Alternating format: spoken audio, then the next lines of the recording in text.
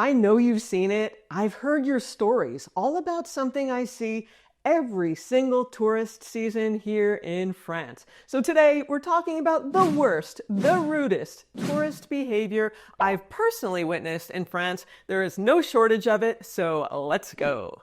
Bonjour tout le monde! Welcome back to We in France. I'm Diane. I'm an American who has called France home since 2012. I live out in the Loire Valley, not Paris. And We in France here is the place where I share all the highs, the lows, and awkward in-betweens of life abroad as a foreigner.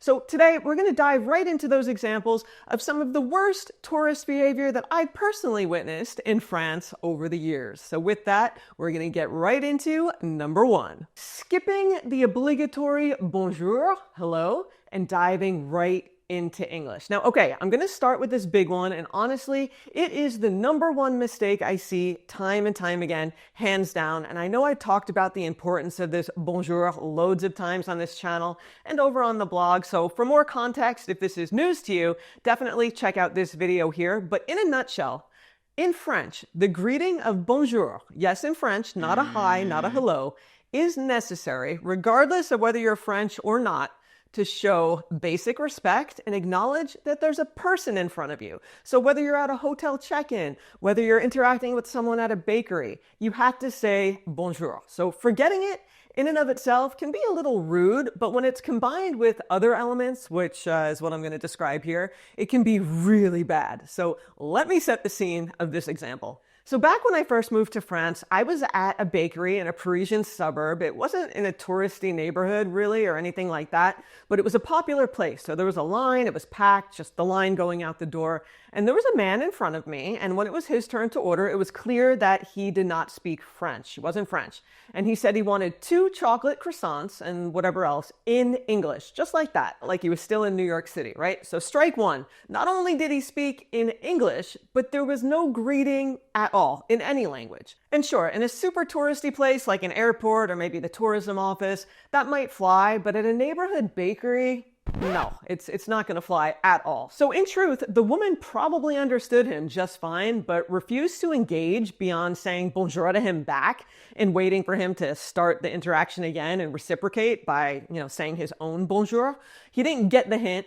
He went on to repeat what he just said, just louder, still in English. He did not get the hint still. And then it got even worse, right? So I was just kind of watching, and he finally got what he wanted. He made himself clear, whatever. And I guess he got money from his home bank before coming to France, and he tried to pay for his like €5 worth of pastries with a €100 bill. Let me tell you, bakeries appreciate small change, especially at busy times, and they won't even accept a bill that big a lot of times due to counterfeit concerns and the fact that they don't have enough cash in the register to make change in the first place. And this was like 10 years ago. Cards and Apple Pay weren't as common yet or even inexistent. And he got really belligerent when she wouldn't take his money, like not understanding what the problem was. And just being an observer of the situation, it was stressful for me just seeing this play out, And for the record, the whole time I've been in France, I have never seen, aside from that day, a bill over €50 in France, one of the green ones. 50s are pretty much the highest denomination that you're going to get. So in everyday life, a 100 is really unusual. And definitely if you're going to a bakery and just getting a few euros worth of things, like a 5, a 10, or even coins are really appreciated. And I understand, I get the tourist perspective. You're nervous, maybe you're not confident in French, but now you know that in France you have to say bonjour before anything else. And if you skip it, it's kind of like walking into someone's house and not even saying hello. So even if you don't speak French, a simple bonjour, say it bonjour, bonjour, don't worry about the accent. Just say it, it'll go a long way. And it shows respect. It shows you're trying. And for real, I've known French people, like family members, and they'll say, I don't mind helping in English if I'm able to, but if someone doesn't greet me first with that bonjour to respect that, hey, I'm a human being trying to help you, like they're out. They're not going to help. They'll pretend they don't speak English. So yeah, that one word, it sets the tone. Use it. All right, number 2, this is just as bad. Complaining about France or criticizing France or the French loudly in English. Now, this one happens all too often. I've heard it dozens of times, and it makes me cringe. Just whenever tourists are going to complain about anything in France, the people, just how things are done, loudly in English, assuming no one's going to understand. And it could be about anything, the weather, the people, really anything at all. I've heard it all. And I get it. There are things to complain about in life. We're human. I get it. But don't do it. At least not when people can hear you. And I know, I've said before, most French people don't speak English outside of big cities, right? You've heard me say that. But many French people understand enough to kind of get the gist of what you're saying. You know, even if they don't speak fluent English, they might understand a little bit. And even if they don't, body language and tone, they're pretty universal. And honestly, it's just rude because even if the French people don't understand, other people around, like me or just other people in earshot, they'll understand. Why would you want to present yourself like that, right? And you might think you're safe and entitled to your opinion. Sure, I get that too. But people are listening. And here's the thing. This is the big point I want to underline. As foreigners, whether we're here for a day, a week, a decade, whatever, we are guests here. We are representing more than just ourselves in the moment.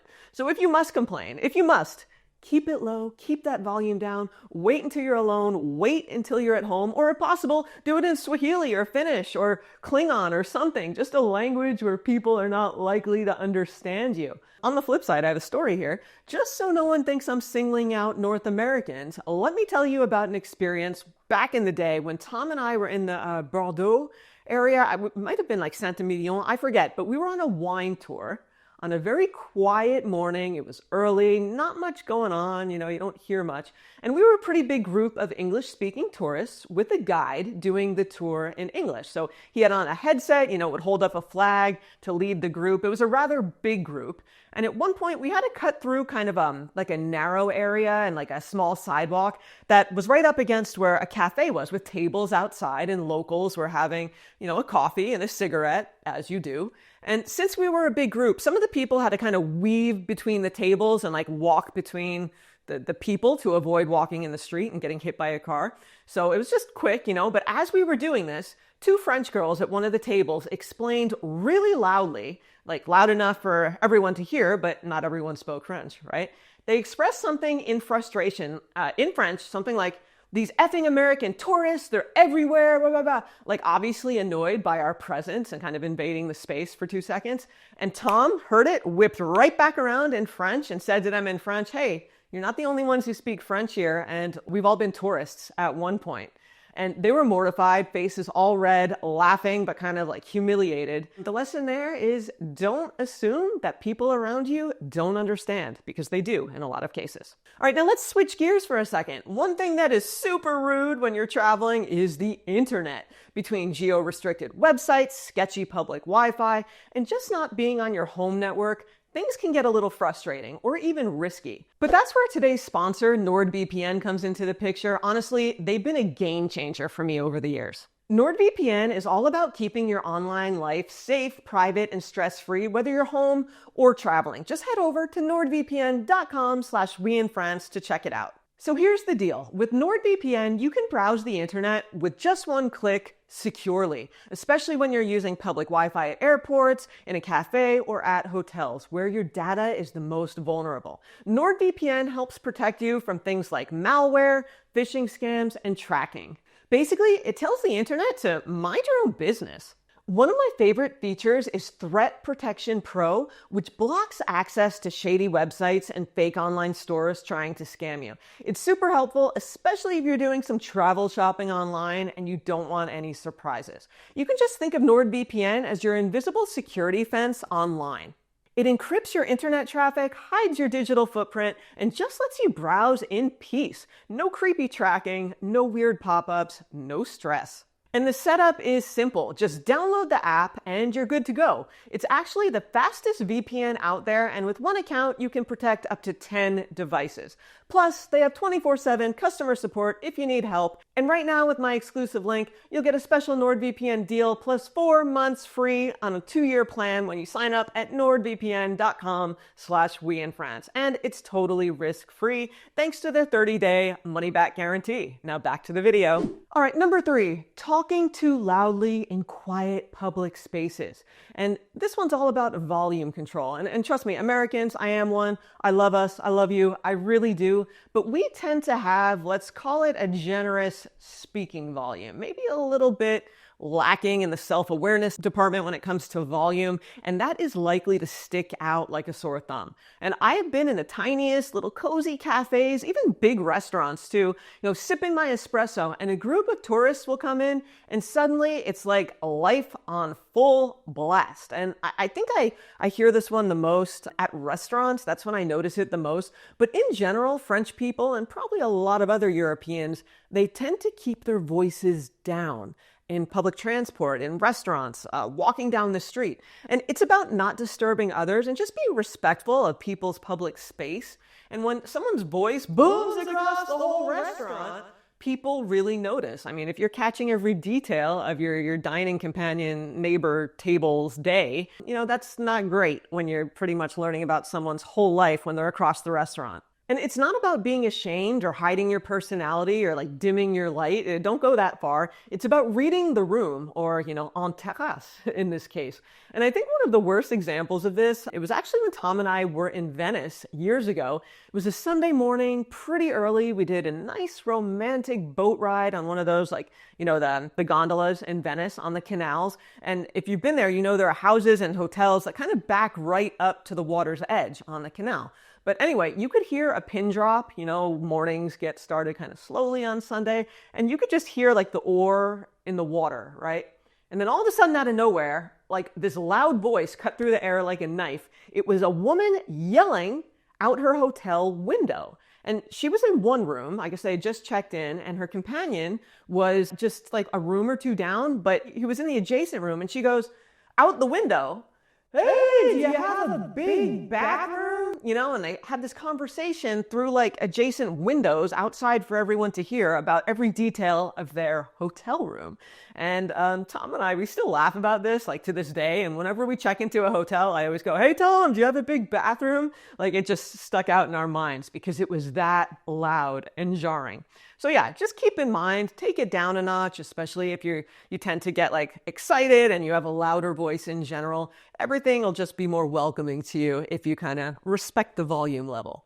All right, next, ignoring local etiquette at restaurants and cafes. The whole saying, when in Rome, or when in Paris in this case, you want to respect the rhythm of French dining and try to adapt as best you can. In France, I talked about this before, meals, especially at restaurants, they might be slower than what you're used to, more intentional. You're not going to be rushed out the door because the restaurant has to turn over your table in 40 minutes, But it also means that servers are not hovering over you. You'll also have to ask for your check. So you could just politely say, "L'addition, s'il vous plaît, l'addition, s'il vous plaît." I've seen tourists kind of like wave frantically, or worse, like snap their fingers. That's horrible. Or the really worst is when you snap your fingers and you say garçon, like boy. That's old school, but I have seen it. And also, don't expect to have dinner at 6 p.m. unless it's one of those service continu restaurants, places for tourists that are open all day so you can grab something to eat at 6. But just a tip, don't go to those restaurants. You're going to get much better food at, a traditional French place that's not with English menus for tourists. French restaurants usually don't open till 7:30. So that's when you want to plan your dinner. All right, next, number 5, acting like you're still in your home country. And finally, if you bring your home country's expectations with you, that can lead to problems. I hear tourists say all the time, well, back home, they would never do this. And it's culture shock. I am very familiar with that. You make these comparisons, but when you add judgment, it's not great. But remember, you're not in the US, you're in France. Things are different, and sometimes they're better. Sometimes they're worse. Sometimes they're just frustrating and different. But, all we can do is observe, accept it, and act accordingly. Or back with like my number 1 or whatever it was, don't be audibly speaking about all the things you hate in English loudly. The pharmacy might be closed at lunch or all day on Monday. You might need coins for a public restroom. Your server might seem cold because they're not constantly smiling or checking on you. And I could list 100 things, but most of them, they're cultural. They're not personal. And honestly, just enjoy your trip. All these differences, it's part of the magic of traveling and living abroad. Just let go of what you expect and embrace what is. You'll have a better time. And look, I get it. I've been there. Traveling is stressful. You can be jet lagged. You can have your luggage lost. You're trying to navigate a new place. You're not understanding. Maybe you're wrangling your kids or whatever. You're just trying to find a decent sandwich. It's not always easy. You're not going to get everything right, but that's okay. And French culture, it has its quirks. Some are charming, some are infuriating, but no one expects you to know all these rules. You don't have to be an expert. But even just doing the bare minimum, the one main thing here that I started with, I think, was the bonjour, the obligatory greeting. Just be polite. Be aware of your surroundings. Be friendly. And that goes a long way. Being a tourist can be challenging, but being respectful should not be. People here really do appreciate that little bit of effort, and I've had so many positive interactions just because I was curious. I stayed open to how things were, and I made the effort instead of, going a different route. So if you're planning a trip to France, awesome. Let me welcome you. Bienvenue. Come enjoy the cheese, the wine, the people, the history, everything. Enjoy it. But please, be curious, not critical, and definitely say bonjour. And also, I want to acknowledge the fact that most tourists, they don't set out to be rude or disrespectful. I know you don't either. And if you're curious what qualifies about rudeness, I have some videos about that. I'll link one of them here about American behavior that might be rude in France. That's just not going to fly here. But in all honesty, a lot of this perceived rudeness, it just comes from not knowing any better. It comes from ignorance. And I fell victim to that too. I admit that. But in this day and age, it is so easy to educate yourself a little bit before you go. So I hope you learned something from this video, because just a little awareness, it can make a huge difference in how you're perceived. And importantly, maybe more importantly, how you're treated while you're here. So do your part. With that, that's all for today. If you've seen any funny or cringy tourist behavior on your travels in France or elsewhere, I'd love to hear about it down in the comments. I'm always up for a good laugh. Talk to me in the comments. Have a great time in France, and see you soon back on We in France. Salut!